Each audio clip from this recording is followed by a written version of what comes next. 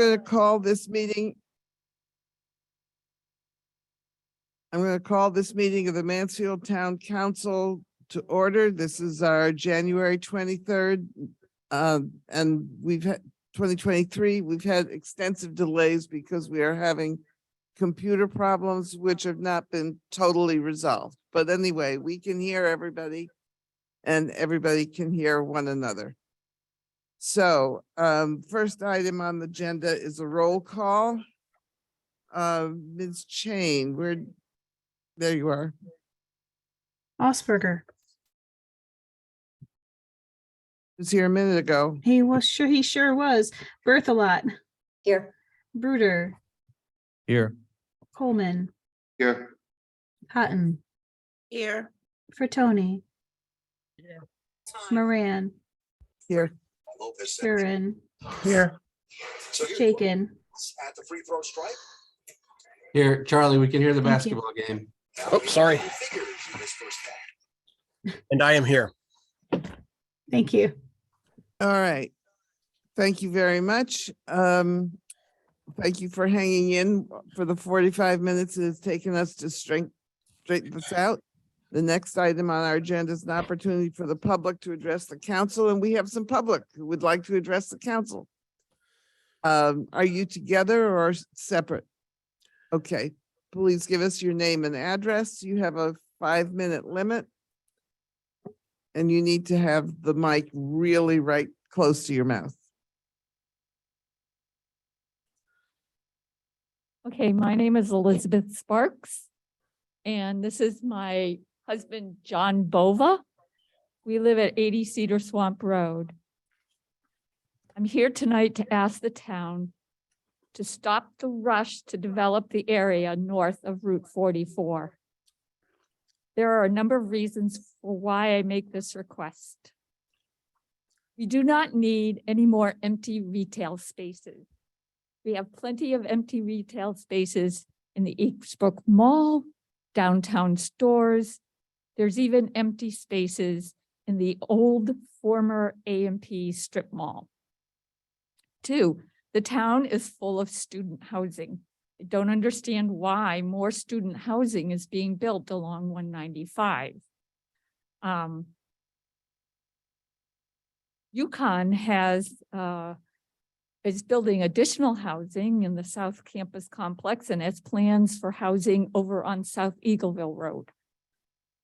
If anything, the town needs to focus on affordable housing for the permanent residents of the town and cleaning up the blighted areas of towns such as Hunting Lodge Road.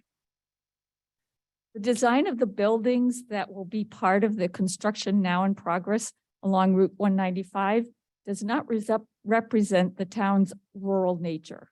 As a matter of fact, they guarantee Mansfield will look like most other towns in the state.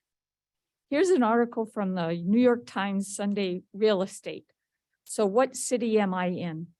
It talks about how buildings all over this country look the same in every single city. What I see proposed here in Mansfield is something very, very similar to what they're talking about here in the New York Times. Also, why are we continuing to build structures that do not take into account the changes of global warming? Why are we not demanding new structures to have a low profile, keep as much of the standing forests as possible, mitigate the impact of noise and light pollution, as well as the rise in the area's temperature when we replace woodlands with concrete and asphalt? Water is not an infinite resource. Simply putting in a water sewer system does not then mean we have carte blanche to develop everything around it. We are currently using water that comes from another town. With climate change, what happens when and if this source of water dries up and we continue to build up this area? We have a beautiful wetlands area called Cedar Swamp. What happens when all those buildings with roads have runoff that saturates that system, the salting of winter road that runs into the swamp area, or the pollution created by the increase in traffic. Once we develop these areas, 1750 and the area over near Cedar Swamp, where my road is, plus what's going on in 185 right this minute, there's no going back. You can't get back what we have. All anyone has to do is take a ride up Route 30 through the towns of Tolland and into Vernon to see what happens when unchecked development is allowed. It is a road filled with strip malls and cookie cutter apartment condo dwellings. This is not what I want to see happen in this town. Joni Mitchell wrote a song decades ago. It goes like,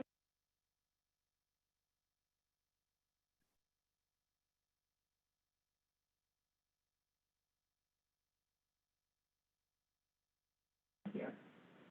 I would like to say a few words now. I'm mostly concerned with the environmental part of it. We own a piece of land that abuts Cedar Swamp on the other side of 195 from where this proposed building is going.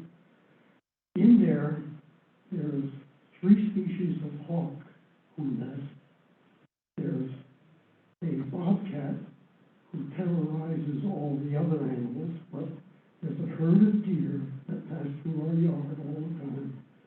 And there's, just this morning, I saw a family of, I think it was 7 full-grown turkeys pecking around and making a living on the border of the swamp. They all depend on that, and it's going to be destroyed if we go up whole hog on more development.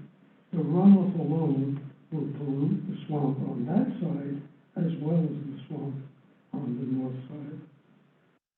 Beyond that, I can only say light pollution that most people don't take very seriously affects the circadian rhythm of all creatures, including you and me. And the creatures that live around us have a right to have their circadian systems work for their good, as well as ours. Beyond that, I don't know what to say, except I think that massive development can do no good, but lots of harm. And thank you for listening to us. Thank you. I would suggest that you share your concerns with planning and zoning. I already did. Okay. Feel free to go for another question. Who really makes the decisions about life and death in these particular areas? I mean, in the town. The citizens obviously don't. We have, We can't engage in a conversation, but if you would like to contact us individually or something, Okay. or talk to somebody in planning and zoning or with Brian, I'm sure there are some answers, and we would like to hear. Okay, great, thank you. thank you. Thank you. All right, so next is the report of the town manager. Where are we? Mayor, those in the Zoom meeting are saying that the audio dropped off during. We can hear, but we're hearing the speaker from the phone or the microphone from the phone, and it does not, but it's very hard to understand what anybody's saying. So whatever change you made where the media booth switched over to the phone didn't work for us. Let's move the phone closer to Sam, so maybe. That'll make a difference, but trying to. And Ryan, the other challenge with this way, I know it probably eliminated the echo in the room, but it's going to make the audio pretty indecipherable for the live stream and the permanent record.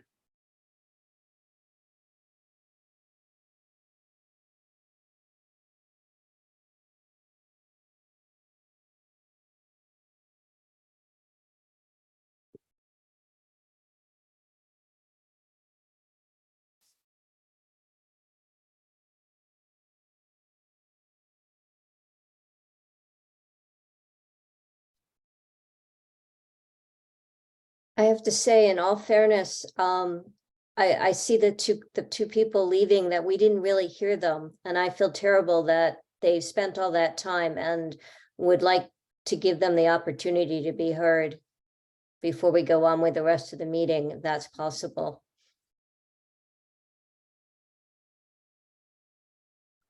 Perhaps we can get a copy of their letter sent directly to us. That would be a good idea. I would hate to make them continue to wait. That's Yeah, all. I agree. Is anybody saying anything in chambers? Now we can't hear anything.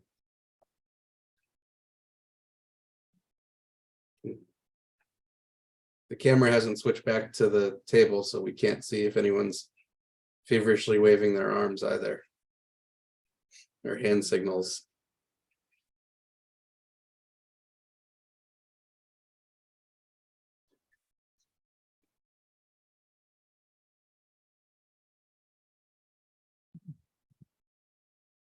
They probably don't know you're telling them that. I don't know.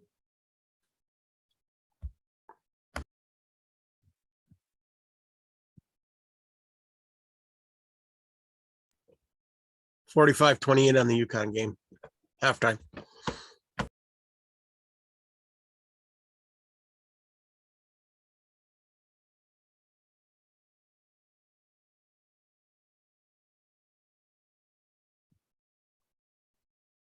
I be certainly looking to some answers on what happened to our technology here tonight.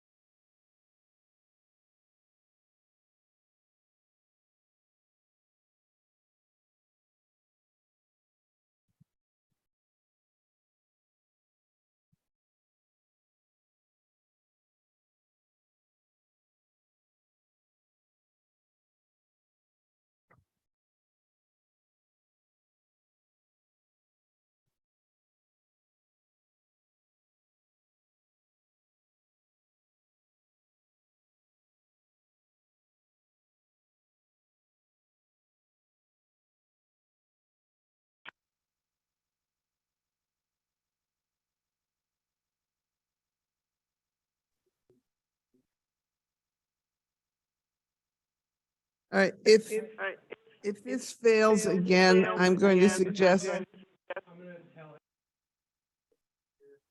Tony, if you can hear me, maybe Ryan is saying this right now, but my suggestion is that the in-person people adjourn to conference room B. that's exactly, yes. Because we now have an echo from you, because the phone's not muted. All right, I will recess this meeting of the town council until we resume in another location where everything should work.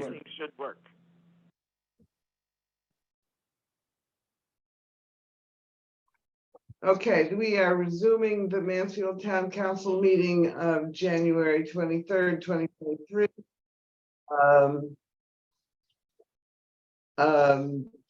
We have been having computer problems and we have adjourned to a meeting where the Zoom totally works. So here we go. The next item on our agenda is the report of the town manager. Thank you, Mayor. I will be brief in the interest of time.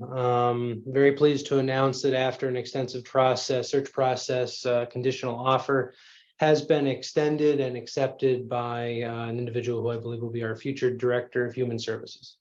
As soon as we clear the background check stage, which I fully expect will do just fine, her name and identity and background will be shared with the council, but right now expecting her to start February 27th, so you'll have more information on who exactly it is I'm talking about in the next few days. Development of the FY24 budget is well underway. Department heads have largely submitted their operating capital requests, and we are doing one-on-one meetings to review those budget requests starting this week. We had our first couple today, and so we'll be moving forward with that process as well. I briefed the Personnel Committee earlier this evening at its meeting about proposed modifications in our management staffing plan. Briefed the Personnel Committee on that and plan to bring that same proposal to the full council at the council's next meeting in February. So stay tuned on that front, and all the information will be forthcoming. We are in the process of finalizing a request for proposals for community engagement services straddling multiple initiatives, municipal facilities, and the Honey Lodge Road Neighborhood Stabilization Plan, a couple of the prominent ones. And we're trying to integrate this with an effort that we've already kicked off, which is the master planning process and all the community engagement around it for Mansfield Parks and Recreation Master Plan. And so council was already made aware previous correspondence that February 14th and 15th, the community engagement firm that we're using as part of the master planning effort for Parks and Rec, this firm's called Civic Brand. They're going to be in town for a couple of days, doing lots of different focus groups and interviews. And the council will be one specific audience they're looking to meet with, and that's happening on February 14th. But the evenings of February 14th and February 15th, we'll be doing a number of public forums and inviting people to come. And there's going to be, in the next couple of days, a very widespread, basically communication strategy executed to make sure everybody's aware that this is going on. We are very, very close to achieving certificate of occupancy and substantial completion for the new school. Had a meeting again today, and there are a couple items that remain. So the order of events is the building, the director of building and housing will issue a certificate of occupancy, and then basically immediately thereafter, the architect, TSKP, will be acknowledging the items that are the stipulations that basically have to be satisfied in order for substantial completion to be achieved. But as I said, we're really just in a matter of days now able to, I think, meet that really important milestone and keep us on track for the school district to open up shop in the new building in the month of April. So obviously it's a big project, and a lot of work still to be done in terms of installation of furniture and back-end building systems being commissioned. Just a lot of training and preparation needed in order to have this new school ready. But we are making real progress at this point. Also want the council to know that we are developing what we're calling a request for concepts for public art in Mansfield. One area being the downtown area. I know Councilor Osberger has been really championing this effort, but this is with an eye towards developing displays to basically or systems, ways of displaying art that's produced in our community, and doing that in a number of locations throughout town. And that effort is we'll use funding that the council approved for public art displays as part of our American Rescue Plan allocation. I want to make sure the council is aware that the Department of Public Works has reached out to the Capital Region Council of Governments, CROG, and has since been in contact with Connecticut Department of Transportation relative to the pair of roundabouts that we're interested in pursuing at 195 and 44 and 195 and 320. Definitely a number of details still being discussed in terms of what our conceptual plans are, but the initial response from Connecticut DOT was very promising. There are some concerns about how the design would impact surge events like move-in day in the fall and graduation and basketball games. Those are all things that need to be addressed. But we're in the kind of the humble beginnings of these discussions, and I think we're right where we should expect to be at this point. And then the last thing I just wanted to say, I think kind of on behalf of everybody, but certainly wanted to extend our, I don't know what the right word is, I guess condolences, but the fire at the Whitney House, obviously that's a very historic, significant building for the University of Connecticut and for our community. I know that it was an all hands on deck response. I know Mansfield Fire responded as part of the effort. There certainly was a lot of damage caused by the fire. It's heartbreaking to see, you know, one of the oldest buildings on the Storrs campus damaged in that way. Fortunately, there was nobody in the building when it happened, and so there was no loss of life, but certainly really devastating that a historic building like that was damaged, and I guess we're waiting to see what UConn's plans are in terms of response to the damage. That's my report. Would you say something about your academy? Oh. I know it's closed and Yes, so we had our last session of the Mansfield Local Government Academy last week. Last session was scheduled for the month of December. We had to postpone for some scheduling conflicts that arose. So we had our last session last Thursday. Session focused on boards and committees, both elected and appointed boards and committees, and stressed the importance of the work that these volunteer boards do. And we heard from a number of different board and committee chairs, including Steve Farino, who's the chair of the Economic Development Commission, as well as somebody who sits on a number of other boards and committees in town, and Paul Aho, the chair of the Planning and Zoning Commission, and Jenny Walton, who's a staff member, but who staffs the Solid Waste Advisory Committee and the Sustainability Committee, to kind of hear from a staff member who directly supports committees, how these committees work. And so it was a great discussion.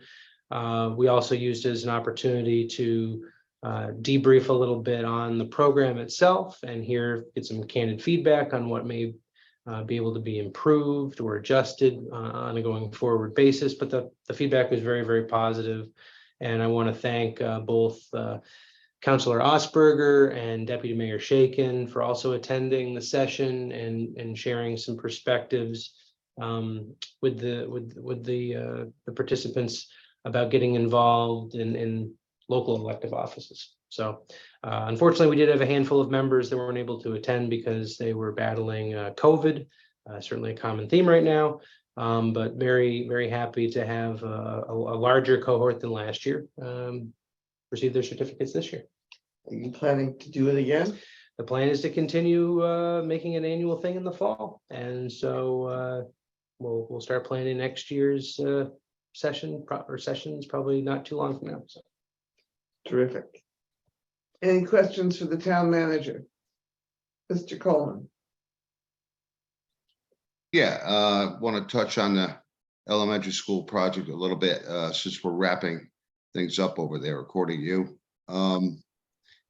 Is the town making any concessions to the contractors in any way to move this certificate of occupancy forward?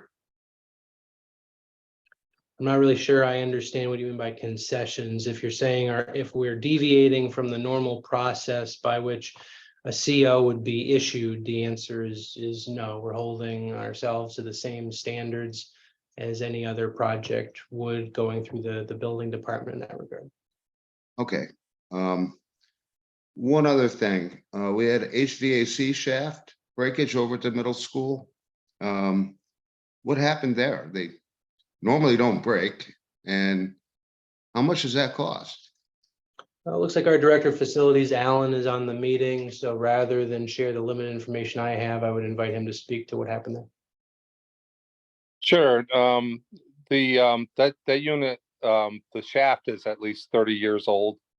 So it actually, what happened was one of the nuts on the bearing came loose, backed up, and then it rubbed on the shaft, and then that's what broke it. We sent that out for repair. It's about $1,200 to get that repaired. And then we put that back together. Okay, thank you, Alan. You're welcome. That's all I have. Anybody else have questions for the town manager? Okay, well, thank you. Reports and comments of council members. Does anybody have any report or comment? Hearing none.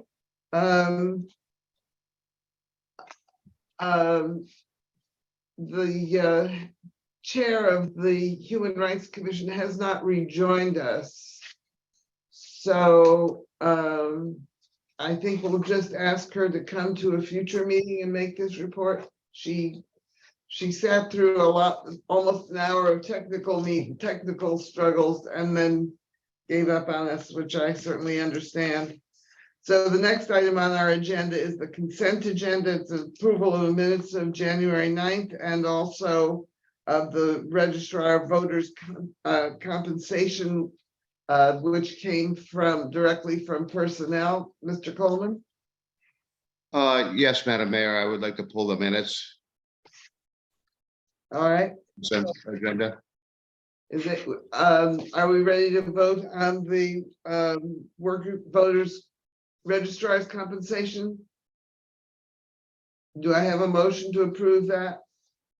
So moved. Further approves, who seconds? Second. Ben seconds. All right, any questions or comments on this? Is the registrar of voters are the only elected officers who receive any kind of compensation, and it's mandated by state law. This includes a very increase that's equivalent to what other employees are getting. Any questions on that? All those in favor, please raise your hand. Thank you, it's unanimous. Next, we have the approval of the minutes of January 9th, Mr. Coleman. Yes, item 7B. It says Mr. Coleman expressed his opinion that the RFP process should include the disclosure of any pending litigation.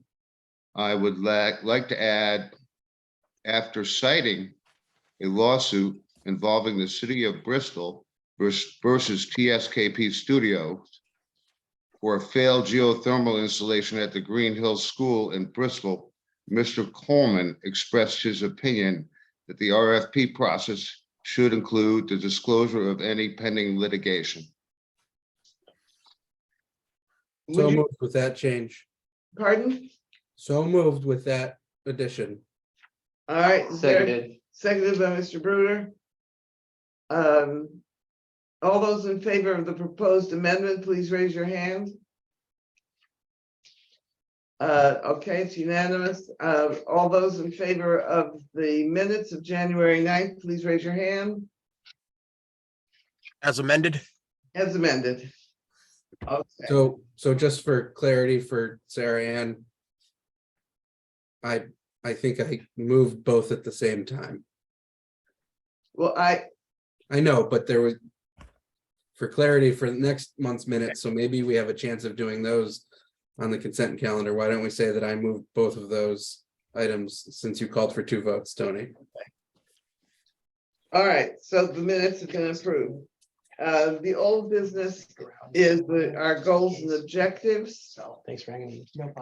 Mr. Aylesworth, would you like to present what you've done for us here? Yeah, so I'm not gonna go through every, line or addition or subtraction, but basically based on the feedback, robust feedback and thoughtful feedback that the council provided at the goal setting session on December 12th. I used the fiscal year 22-23 council approved goals that are part of last year's budget and budget book as sort of a baseline, and started making additions or revisions to that document from there. And so a couple of the things, again, there was a lot of feedback provided, several pages of whiteboard, themes and feedback that I was trying to incorporate here while hitting the high points and not going, making it too unwieldy. So we have a manageable number of goals that are being addressed here.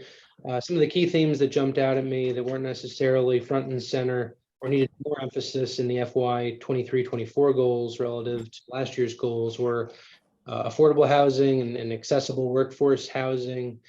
There's a lot of discussion around housing, so I tried to flesh that out a bit and make that more front and center. There was a lot of discussion about diversity, equity, and inclusion and belonging, and tried to make that more front and center, both in terms of how we promote that in the town workforce, but also just for residents and visitors to our community, so that we emphasize that as a real community value that we want to champion. I added some verbiage about economic development and economic incentives, recognizing that there was a lot of feedback about storefronts that need to be activated and concerns people had about the affordability of owning and operating, commercial business establishments in Mansfield at present. And then some heightened emphasis on the work we're trying to do with municipal facilities on a wide range of fronts and meeting sort of our mission needs and public needs as we look ahead to what'll be an important year on our municipal facilities planning. Otherwise, just want to mention that I did de-emphasize some things that the council requested. Took out some goals that were really specific to things that the Mansfield Board of Education or Region 19 would be focusing on. De-emphasized the goal area that we had relative to COVID-19. And I think that's sort of the highlights. So there's no action per se to be taken. Certainly feedback is welcome. This was just a draft to be shared so that as we move forward with preparing this year's budget document, which again, the council will act on in future months, you at least had an updated working version. Hopefully this comes pretty close to hitting or incorporating the feedback that the council provided back in December. But certainly open to feedback if there are things that need more work. I think since it's supposed to be our goals, that we better adopt them or not adopt them. Ms. Berthelot.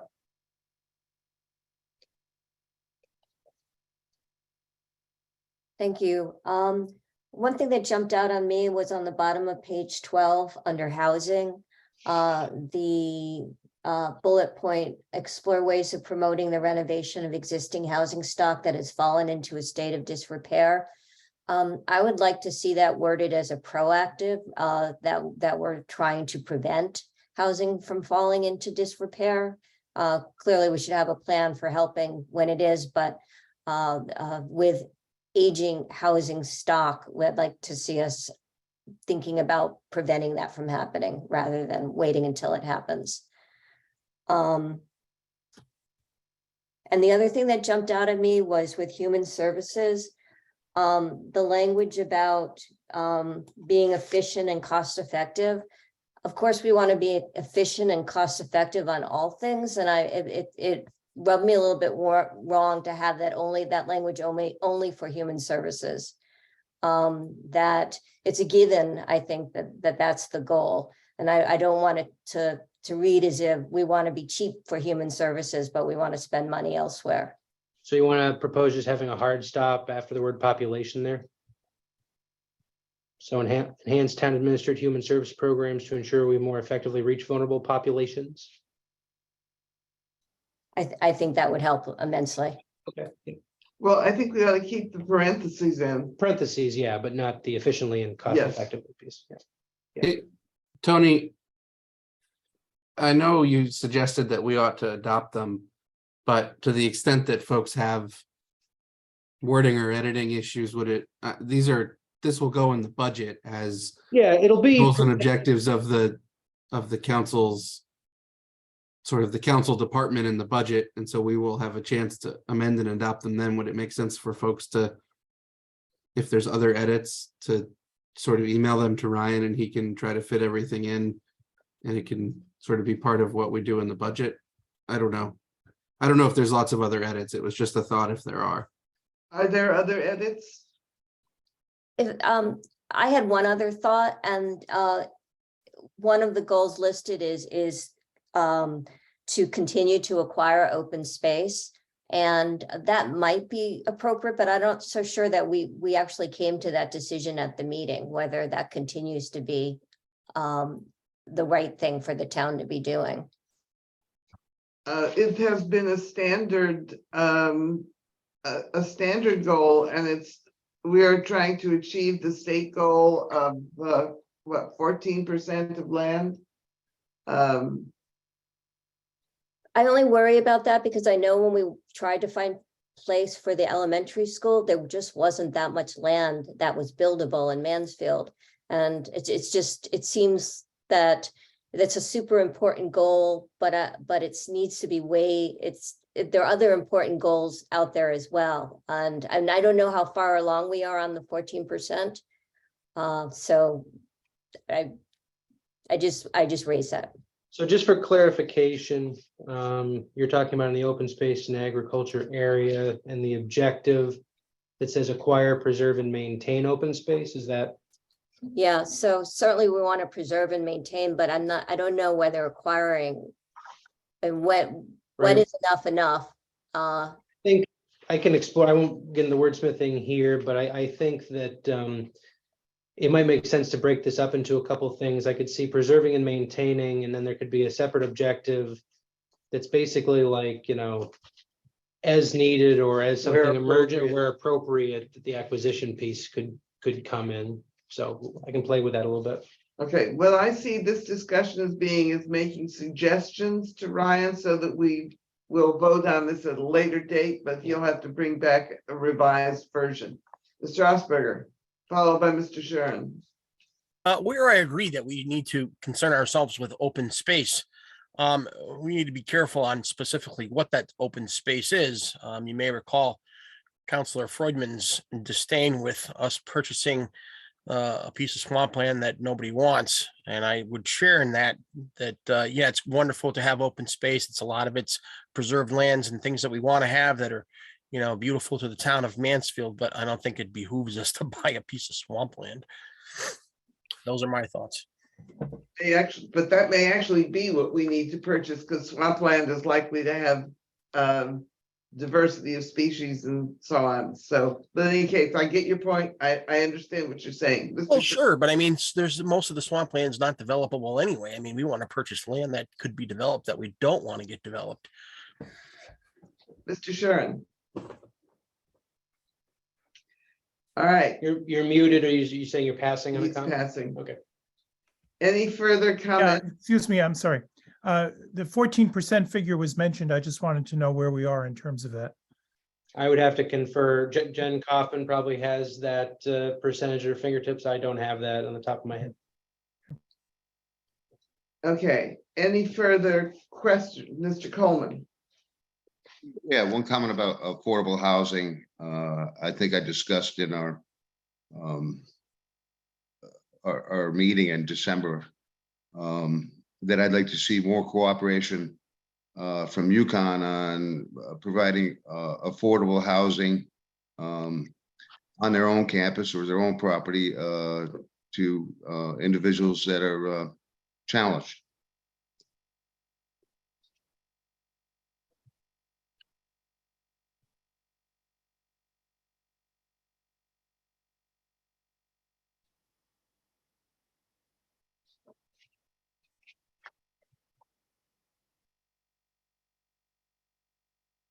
All right, anything else? Ms. Cotton, Counselor Coleman, I'm sorry, could you repeat what you said? I'm not sure I understood you. Yes, to kind of clarify the whole thing, a lot of graduate students apply for low-income housing here in the town of Mansfield, and they also apply for childcare services at Discovery Depot. And this takes up a lot of our affordable housing that our community members might need. I would like to see UConn provide affordable housing to those students that need it. Does that clarify it? That clarifies it. Thank you, sir. Yeah. any further comments? All right, we look forward to seeing a revision.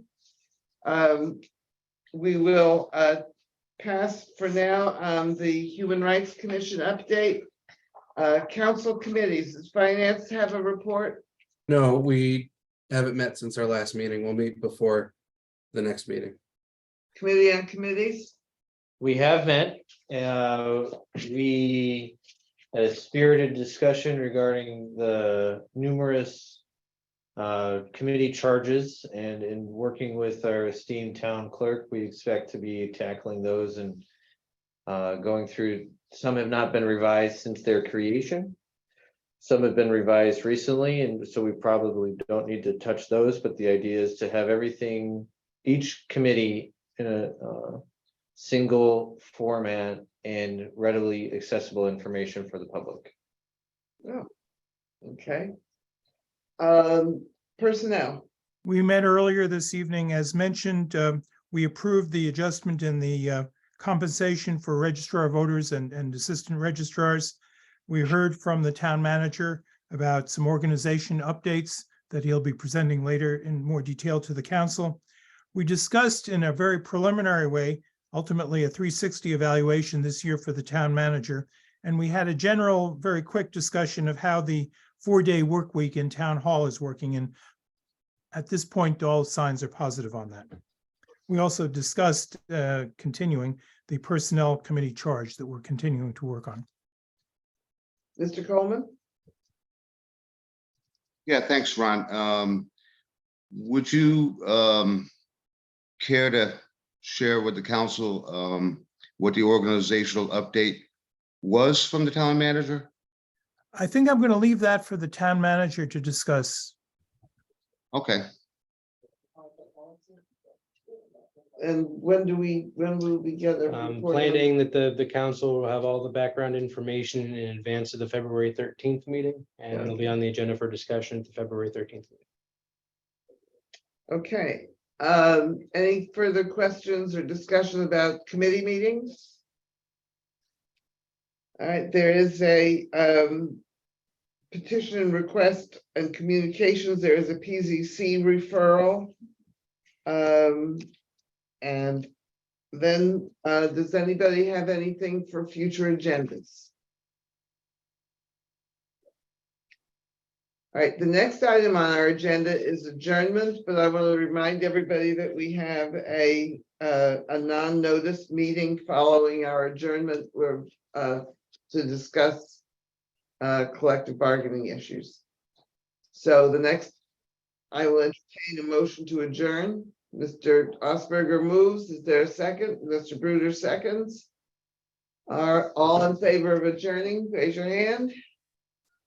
Thank you. Ben, you don't want to adjourn? Sorry, it's usually automatic. All right, so we are adjourned. Do I have to leave this or can I take this? You can take it.